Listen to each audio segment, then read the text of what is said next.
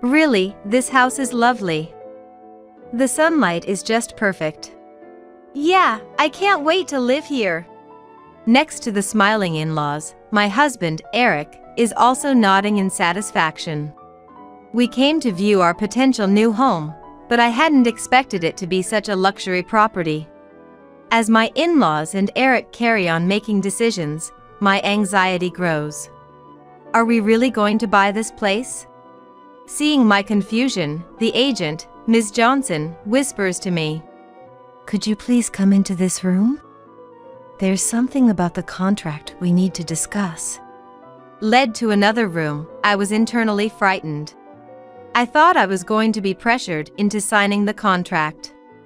However, what Ms. Johnson said was completely unexpected. "Run away now." What? I was taken aback by her unexpected words and didn't understand what she meant. "Run away? What do you mean?" "I'm sorry for startling you all of a sudden, but I've seen something." Ms. Johnson started speaking in an uneasy manner. What she revealed was shocking. "My name is Melissa. I'm turning 32 this year. Eric is the same age. We don't have children yet but have been discussing buying our own home. I've always dreamed of a condominium, but Eric prefers a single-family house. It's for Eric's parents. His mother, Patricia, is 65. His father, Paul, is 66. They're relatively young for seniors. However, both in-laws are physically challenged. During a family trip when Eric was in high school, they were involved in a car accident. Fortunately, Eric was only slightly injured, but his parents suffered serious injuries. Though their lives weren't in danger, Patricia injured her back, and Paul can't move one of his legs properly. As a result, both had to quit their jobs. After graduating high school, Eric has worked hard, supporting his parents through everything. We met through mutual friends when we were 26. My first impression of Eric was that he was a serious, family-oriented person. He always seemed overly concerned about his parents. But once I knew the circumstances, I began to understand, and started to see him as a kind person. Our relationship naturally progressed, and eventually, we got married. Given this background, Eric wishes to buy a house where we can comfortably live with his parents. Since Eric is an only child and considering his parents' physical conditions, it seems like a natural decision. Yet, I've always felt something off about his parents. And my intuition wasn't wrong. Looking back, I felt this discomfort during our first family meeting 3 years ago. Nervously going to his parents' house, Patricia welcomed us. "Welcome, Melissa. It's a small house, but make yourself comfortable." "Thank you. I will."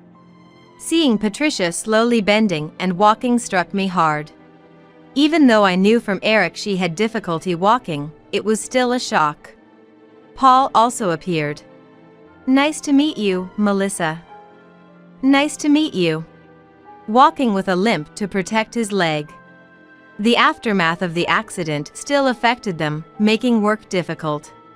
But Eric said they were managing with insurance money. Seeing the in-laws, I was relieved I had bought sushi for lunch beforehand. Feeling sorry for them having to host us with their conditions, I had prepared it. Offering the sushi immediately, Patricia exclaimed with joy, "Sorry for the trouble." "Thank you. Let's eat right away." No sooner had she spoken than the in-laws began eating the sushi non-stop. Their fervor left me astonished. "Mom, you two starting without us? We're hungry too." Eric raised his voice. "Sorry, dear. It's been a while since we had such luxurious sushi. We just couldn't resist.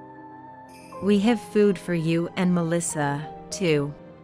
What Patricia brought out to the table was, surprisingly, canned food meant for emergencies. "Sorry, this is all we have. she said with a smile, with Paul also laughing. Mom, thanks. Eric spoke cheerfully, but noticing my stunned silence, he turned to me. Melissa! What's with that face? As I was unsure what to say. Right, we didn't have any drinks. Eric began to stand up. Here, I've poured some for everyone. Then, Paul came walking unsteadily with a tray holding glasses for everyone. Thanks, Dad. Paul, I'm sorry. Let me set them out. I was speechless as I took the tray from Paul. The glasses were in poor condition, some cracked. It was filled with water. I had just seen Paul filling them at the sink. Thank you. I could only mutter my thanks in a hoarse voice. In the end, the sushi we brought was almost entirely eaten by the in-laws. We had brought it to share with everyone. The two of them, holding the sushi case. Delicious, delicious. Continued eating at an incredible pace, making it difficult for me to partake. Eric was eating the canned side dishes as if it were normal. Well, I wanted the sushi for Patricia and the others, so it's okay. But the canned food was unexpected. Looking at the can I had in hand, I noticed it was nearing its expiration date. I pretended not to see it and quietly ate the side dish inside. I could hardly taste it. Seeing me silent, Patricia asked with concern.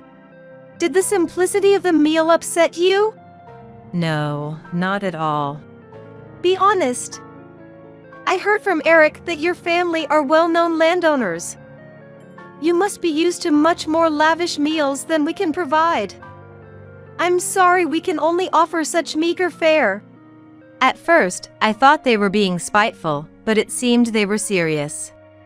I was even more lost for words. That's not. As I was flustered, Patricia looked at me weakly. Sorry.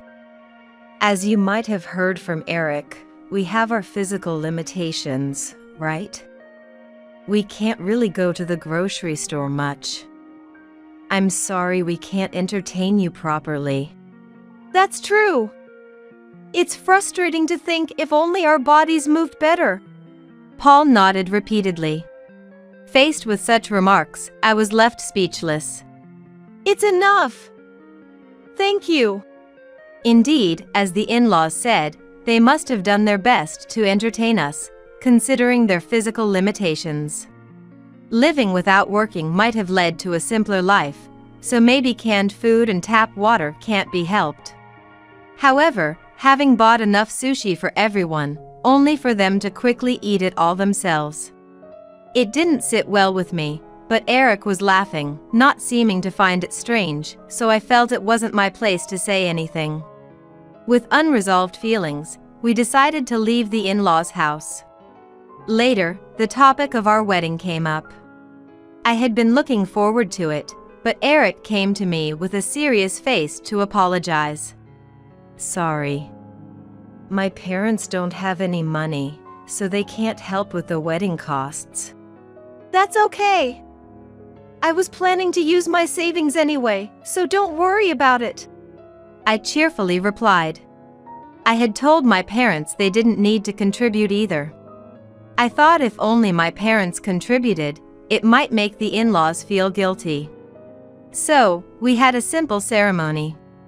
After some time, Patricia called.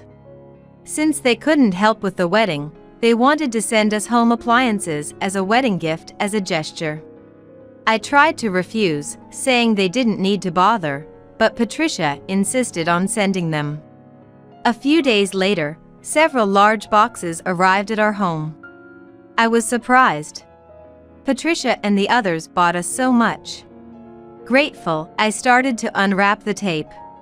Inside were assortments of old home appliances. An old vacuum cleaner that wasn't sold in stores anymore, a microwave with peeling paint, and other used items that had clearly been in use for decades. I even found the cracked cups and dishes I had seen at the family meeting. Could all this have been from Patricia's house? No way. I was at a loss for words. Mom and Dad sending this is really nice.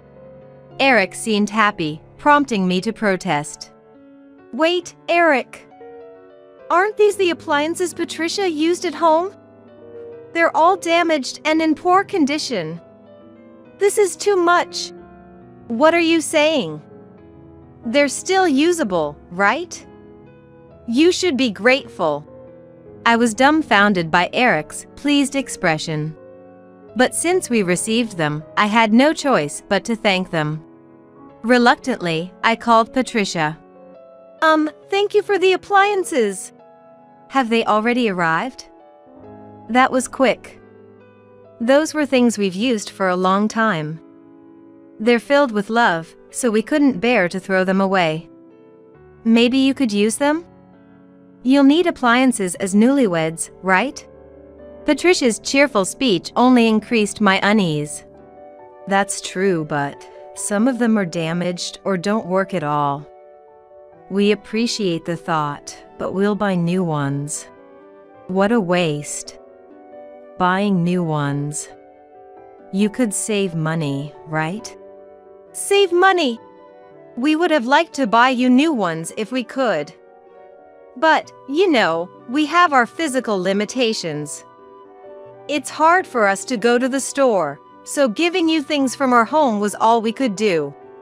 If they didn't have the money, they didn't need to send anything. Moreover, Patricia mentioned this to Eric, and I ended up being scolded by him. Melissa, you complained about the appliances to Mom? They went out of their way to send us stuff from their home for us. Don't waste their kindness. I didn't mean to. It made me seem like the bad one. Reluctantly, I ended up using the damaged appliances. It's such a shame for newlyweds. I couldn't help but feel dissatisfied. However, I had to swallow my feelings, convincing myself they did what they could, given their financial situation. Then, Eric suggested we buy a home. Of course, I've always dreamed of owning our home. It should have been happy news. According to Eric, he wanted to buy a house that could accommodate living with his parents in the future. I was hesitant. Though I wanted to get along, the behavior of the in-laws to date left me feeling unsettled. I started wondering if living together was really a good idea. The sending of damaged appliances showed they disliked spending money. Initially, I thought they were trying to help in their way, but that started to seem dubious. Especially when I visited their house for some reason later and found all the appliances had been replaced with new ones. This raised questions in my mind. Weren't they supposed to be short on money? They had said they couldn't go to stores because of their mobility issues. But on reflection, these days, one can buy products online without needing to go to a store. It made me think they just wanted to get rid of their old, unwanted appliances under the guise of a wedding gift. I couldn't say this to Eric, though. Anyway, I was worried that living together would force us into a frugal lifestyle. Besides, knowing the in-laws and new construction seemed unlikely. I feared they would push for an old, damaged property just because it was cheap. Despite my worries, surprisingly, the in-laws were interested in a solid house. Or rather, they already had a rough idea of the property. It seems you've already made quite a bit of progress. Confused, Eric responded as if it were obvious. I took Mom and them to see some houses on my day off. There's this really nice new house they liked. You didn't tell me about this. I felt left out and upset. They were making decisions about our future home without me.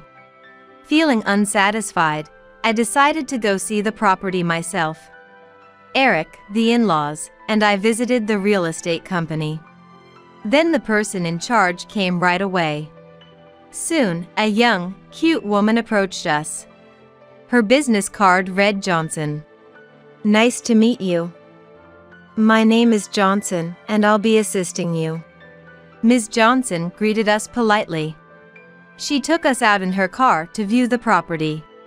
In the car, the in-laws were chatting amiably with Ms. Johnson. It appears the new construction is in a high-end area. I had a bad feeling about this. After a while, we arrived at the property.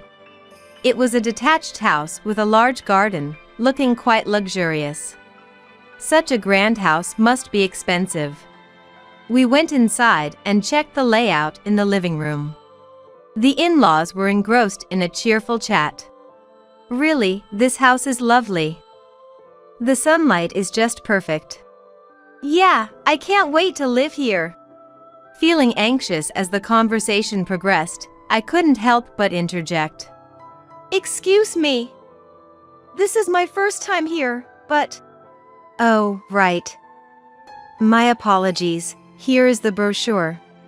I was surprised when I saw the brochure for the property. The asking price was clearly over our budget. Surely, this house wasn't suitable for us. Yet, the in-laws and Eric acted as if this property was meant for them. Sweating nervously and confused, I caught Ms. Johnson's intense gaze. She seemed like she wanted to say something.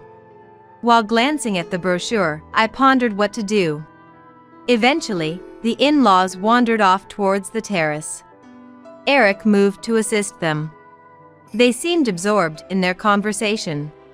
Then, Ms. Johnson looked at me with determination and whispered, "Could you please come to this room?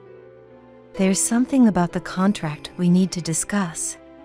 Surprised by Ms. Johnson's serious expression, I nodded instinctively. Led to another room, I was internally frightened. Was I going to be pressured to sign something immediately? However, what Ms. Johnson said next was entirely unexpected. "Run away now!" What? Taken aback by her unexpected words, I didn't understand what she meant. Run away? What do you mean? I'm sorry for startling you suddenly, but I've seen something. Ms. Johnson began speaking in an unsettled manner. Eric and the in-laws had been visiting this property before. According to Ms. Johnson, during those visits, the in-laws were walking without canes or assistance. What? What do you mean? But my in-laws are supposed to be physically limited. I couldn't believe it. The in-laws I had always seen struggled to walk. They were supposedly unable to work or go to the grocery store because of it. Could it be? I managed to mutter something. Do you want to see for yourself? Peeking through a slight opening Ms. Johnson made in the door, I surreptitiously watched the three of them. Indeed, the in-laws were walking. Of course, without any canes or assistance. Why? Could they walk normally all this time, pretending to be physically impaired? For what purpose? It might be a good idea to take a video as evidence. Ms. Johnson's calm voice echoed in my head. Evidence? What kind of evidence? I'll explain later. As directed by Ms. Johnson, I pulled out my cell phone in a daze and recorded a video of the in-laws. I was utterly stunned. I had no idea what was happening. Ms. Johnson explained that at first she suggested a barrier-free home because the in-laws seemed to have bad legs. This property is equipped with a ramp, which might make moving around easier. However, Patricia laughed it off. We don't need anything like that. Saying this, Patricia and the others walked away. Ms. Johnson didn't understand why they pretended to have bad legs. The mystery was soon solved. When handing over the mortgage documents to the eager-to-buy in-laws, it seemed the contract was progressing under my name. Here are the documents you filled out. Looking at the documents she handed over, my name was indeed written on them. Eavesdropping on their conversation, Ms. Johnson heard a horrifying discussion. Having Melissa pay for the loan is best.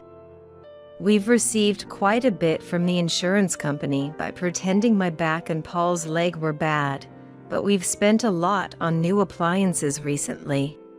Mom, that's too direct. But that's what we've been saying for years, right? Find someone wealthy. Patricia said this matter-of-factly, with Paul seemingly agreeing. Eric kept his promise. Melissa completely trusts us. Rich people who don't suspect others are easy to manipulate. Realizing the truth left me dumbfounded. The in-laws pretended to have mobility issues to defraud the insurance. And Eric was aware of it. Hearing about the exchange from Ms. Johnson left me speechless. They expected me to pay for the mortgage? Unbelievable. Indeed, my family owns some land, and I had mentioned to Eric early on that we were landowners. But our lifestyle is very modest. I've always been taught by my parents not to waste money, and I don't own any luxury items. I'm just an ordinary office worker with no high salary. I never imagined Eric approached me with the motive of targeting the fact that I'm a landowner for money. I was so shocked I couldn't say anything, to which Ms. Johnson apologized. I'm sorry for bringing this up so suddenly. No, please don't worry, Ms. Johnson. I'm actually glad you told me. I managed to say, forcing the words out, and Ms. Johnson's face fell. There's more to the story. Then, Ms. Johnson revealed something shocking. Eric had said, "We'll need Melissa's cooperation going forward," said. And Patricia had suggested, "Yes, next time, give Melissa a little push. Say she fell and claim treatment costs indefinitely. Teach her that, and she'll be delighted to join us, getting money just for a bit of pain." She said this with a malicious smile. I felt terrified. They were planning to involve me in fraud. What is that? A little push means they're fully intent on injuring me. And they want me involved in their deceit? Impossible. I know this is a difficult conversation. Maybe it was unnecessary, but I felt I had to tell you. This is a serious crime, and I feared for your safety. Ms. Johnson spoke hesitantly, her words echoing deep within me. It was hard to believe, and I didn't want to. But I had seen it with my own eyes. The in-laws walking normally. My name on the mortgage documents. And Eric, who had been deceiving me. Dizzy with the magnitude of what had happened, I stumbled. Are you all right? Ms. Johnson caught me as I nearly fell. Right, I need to be strong. The person in charge had courageously informed me. I needed to take action. Thank you. I'm okay. It's a shock, but I don't want to be involved in fraud, and now that I know the truth, I can't let the in-laws continue like this, I said firmly. Ms. Johnson nodded with conviction, understanding my resolve. There was no time to waste. Ms. Johnson and I quickly discussed what to do next. Then, I rushed out through another door. The in-laws were kept busy by Ms. Johnson. I texted Eric that I was feeling unwell and would go home first. Taking this opportunity, I decided to gather evidence at home. I remembered seeing some records about the in-laws' accident. Using the internet, I searched for the date and details of the accident, relying on my memory to find the insurance company and doctors' names. Once prepared, I immediately reported to the insurance company. When I mentioned it was a case of fraudulent claims, they directed me to a specialized department where I shared the details. Of course, I also sent the video I took today via text. Subsequently, the insurance company filed criminal charges, and the in-laws were arrested. I later found out that while the accident and injuries were real, they weren't severe. Despite this, they continued to pretend their conditions were serious to swindle money. And they had been defrauding money. However, with traffic accidents, insurance companies are usually on high alert for false claims. I wondered how they managed to deceive the investigations, but the mystery was solved. They had conspired with a relative who was a doctor to forge medical certificates. Despite only having minor injuries, they pretended they were severe. Such an unbelievable story. Of course, the doctor was arrested too. This doctor, who had engaged in similar frauds apart from my in-laws, was already marked by the insurance company. That's why they were able to arrest him so quickly. In the end, they were just a greedy family. Not just stingy, but outright criminals. Eric, who had turned a blind eye, was no different. I told everything and expressed my desire for a divorce. However, Eric wouldn't accept it and resisted. "Meet with Mom at least. It's all a misunderstanding," Eric said. I couldn't understand what was misunderstood. I didn't want to see them, but I had things I wanted to say too. Eric and I went to the prison where the in-laws were. Due to the severity of their crimes, they didn't get probation. Upon entering the visitation room, Patricia looked completely defeated. Through the acrylic panel, I glared at Patricia. "Patricia, I heard you've been committing fraud and even planned to involve me? Why did you do such things?" Patricia spoke in a feeble voice. "Such things. The accident was real, and we did have leg problems. But once we got better, if we could still get paid as medical expenses, why not take it?" Was she unaware that she committed a crime? Astonished, I spoke clearly. "What are you saying? That's a crime! And to think you planned to involve me in your deceit, you're insane!" Then Eric intervened. "That's how easy money comes, Melissa. We just messed up this time. You must understand, living off your family's money." Eric's flippant attitude made my anger explode. "Don't lump me in with you. My parents and I work hard. I would never earn money by committing crimes. You're the lowest of the low. I want nothing to do with you ever again." After my outburst, Eric and Patricia were stunned by my stern attitude. Patricia and Eric were more terrible than I had imagined. Having finally shown their true colors, they only thought about living easily and extracting money from others. Even after arrest, they hadn't woken up to their actions. Realizing the conversation was futile, I left Eric at the prison. I wouldn't come back here again. Later, I filed for divorce. It took time, but the divorce was finalized. Eric, notorious in his company for his parents' arrest, resigned due to the discomfort. His whereabouts afterward are unknown. Presumably, he lives modestly with the released in-laws. Never had I imagined such despicable people existed. I had enough of marriage for a while. Deciding to focus on my career, I found a new job. Then, unexpectedly, I met someone. I met a kind man, Scott, who accepted everything about me. Scott understood and healed me when I was hurt and had gone through tough times. However, I was hesitant about moving to the next stage. I trusted him because he was a really good person, but I had become cautious due to the lessons from my previous marriage. To dispel my anxieties, Scott introduced me to his parents. They welcomed me and entertained me with a proper meal. I was moved by such a normal act. His parents were also of a gentle nature and very open-hearted, just like Scott. With this family, I felt safe. Thinking so, I married Scott. Finally, I was able to have the peaceful life I had always wanted. As time went by, the conversation about buying a house with Scott came up. I mentioned that there was a real estate agency I wanted to go to and took Scott there. It was Ms. Johnson's real estate agency. Thanks to Ms. Johnson, who handled our case, we were able to realize we had been deceived. I couldn't be more grateful for that. Upon entering the real estate agency, a familiar face caught my eye. "Welcome." Ms. Johnson seemed to have recognized me.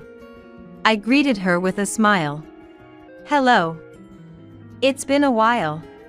It seems Ms. Johnson is doing well. The new business card she gave me had Chief written on it. Seeing that she had grown and accumulated experience made me feel happy. Ms. Johnson, taking a moment when Scott was away, smiled and said, "It's great that you found a good person." Smiled and said, "Thanks to you telling me the truth that time, Ms. Johnson." "Thank you." I smiled back, influenced by her warmth. Thinking of what I could do for Ms. Johnson as a token of gratitude, I decided, let's buy a house here. This time, it will surely be a wonderful home. Thinking of my new home made me naturally smile.